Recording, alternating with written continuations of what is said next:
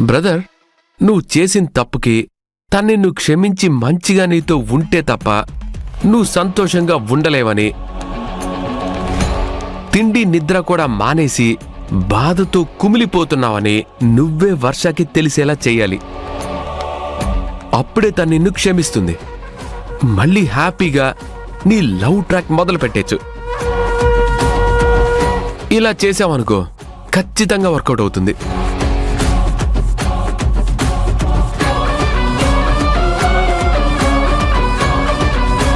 ఇలా చేస్తే వర్కౌట్ అవుతుందా? గ్యారంటీగా వర్కౌట్ అవుతుంది. ఇదిగో, ఏదైనా తేడా జరిగిందా నేను వదిలిపెట్టనా? విషయం అంత దాకా రాదు బ్రదర్. నువ్వు వెళ్ళు, ఇది సక్సెస్ అవుతుంది. సరే.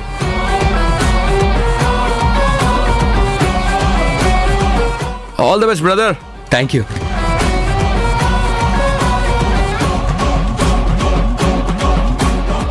నువ్వు నీ లవ్ తనకి ప్రపోజ్ చేసేదాకా నేను ఇలాంటి ప్లాన్స్ చెప్తూనే ఉంటాను. తన రియాక్షన్ జ్యోతినా కాదా అన్నదానికి బలం చేకూరుతుంది. అప్పటి వరకు నా ప్రయత్నం ఆగదు.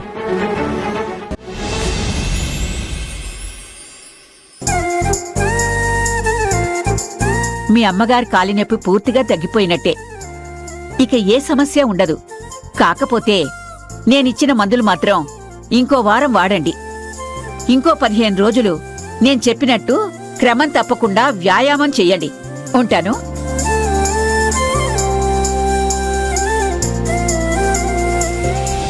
నన్ను దీవించండి అమ్మమ్మా. దీర్ఘాయుష్మాన్ భవ. ఎలాగున్నారమ్మమ్మా? బావున్నానమ్మా. మీకోసం ఏటి తీసుకొచ్చానో చూడండి. ఇప్పుడు ఈ మీనాక్షి వచ్చిందేంటి?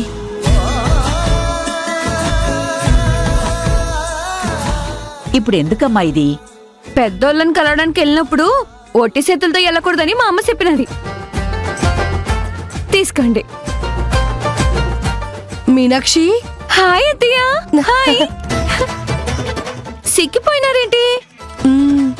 ఓహో, ఈ కోడలు కనిపించి చాలా రోజులైందని బెంగెట్టుకున్నారా? నన్ను ఆశీర్వదించండి అత్తయ్య. చల్లగుండమ్మా, చల్లగుండ. మీకోసం ఏం గిఫ్ట్ తెచ్చినారో చూడండి. ఈ నెక్లెస్ మీకోసమే స్పెషల్ గా చేయించి తీసుకొచ్చినాను అత్తయ్య. ఈ డిజైన్ మీకు చాలా బాగుంటుంది. చూడండి.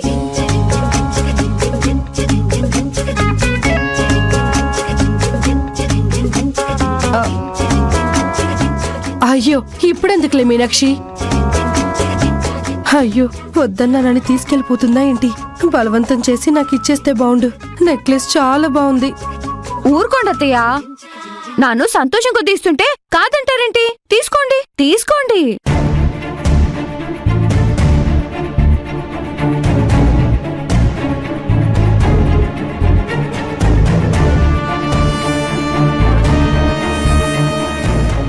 ఈ కొత్త క్యారెక్టర్ ఎవరు?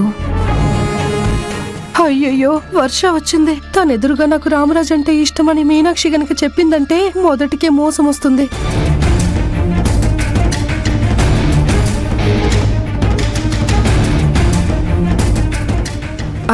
అవును, నువ్వేంటి ఇలా వచ్చావు?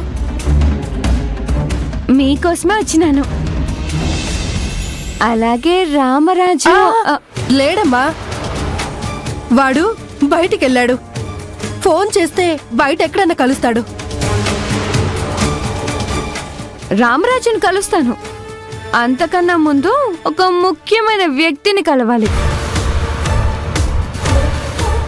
ఎవరిని? వర్ష అంటే తనేనా?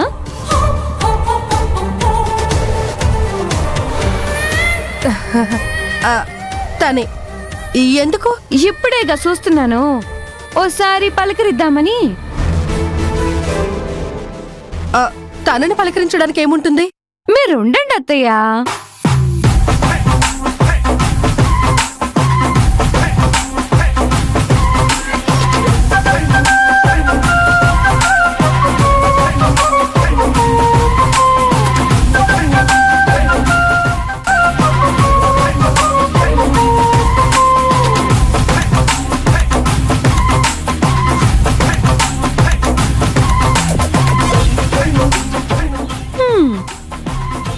15 ఏళ్ల తర్వాత తిరిగి వచ్చిన మిస్ వర్ష నువ్వేనా ఏటి? అమ్మమ్మ తను ఎవరు? ఆ, నన్ను అడుగు, నాన్న చెప్తాను. నాను రామరాజుకి కాబోయే భార్యని.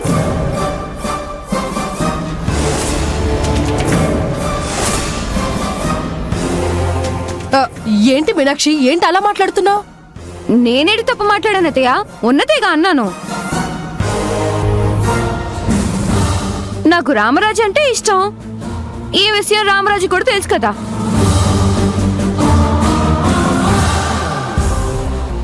వర్ష ఇప్పుడు వచ్చింది కానీ తను రాకపోతే రామరాజు భార్య స్థానం నాదే కదా.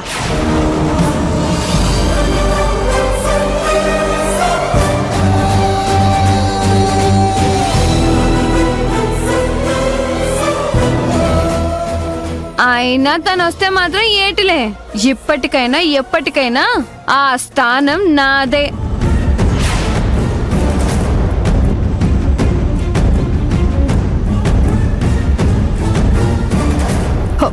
అమ్మో, ఈ మీనాక్షి కొంప ముంచేటట్టుంది. వర్ష ఫీల్ అయ్యి రామరాజుని పెళ్లి చేసుకోను అంటే ఆస్తి చేజారిపోతుంది. అమ్మా మీనాక్షి, నాతో రా. ఎక్కడికత్తయ్యా? చెప్తాను రామ్మా. ఇదిగో వర్ష, రామరాజు నీవాడని ఓ కలలు కనమాక. తను ఎప్పటికైనా నావాడే, నా మెడలోనే తాళి కడతాడు, ఇది ఫిక్స్. నువ్వు రామ్మా. అత్తయ్య, అత్తయ్య, ఇది పట్టుకోండి, రామ్మా.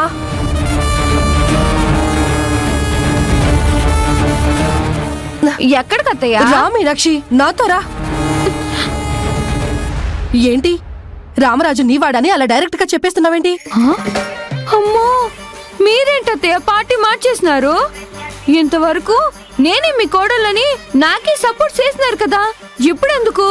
వర్షకి రామరాజు మీద నాకున్న ఇష్టాన్ని చెప్తుంటే చెప్పకుండా అడ్డుపడుతున్నారేటి? అంటే మీనాక్షి, నువ్వు రామరాజుని ఇష్టపడుతున్నావని అప్పుడు సపోర్ట్ చేశాను. ఇలా సడన్ గా వర్ష వస్తుందని నాకేం తెలుసు? ఈ మీనాక్షి కూడా ఆస్తి బాగానే ఉంది కాబట్టి వర్ష రాకపోతే దీన్ని కోడలుగా చేసుకోవచ్చని సపోర్ట్ చేశాను. వర్ష వచ్చాక దీంతో నాకేంటి? ఆ గుంటొచ్చినదని నన్ను దూరం పెడుతున్నారా ఏటత్తయ్యా? అలా అని కాదమ్మా, వర్ష ఈ మధ్యనే కదా వచ్చింది. ఇలాంటి విషయాలన్నీ తొందరపడి అప్పుడే ఎందుకు మాట్లాడుకోవడం? మెల్లగా అన్ని సర్దుకుంటాయి కదా. ఇప్పుడైతే నువ్వెళ్ళు, మిగతావి తర్వాత మాట్లాడుకుందాం.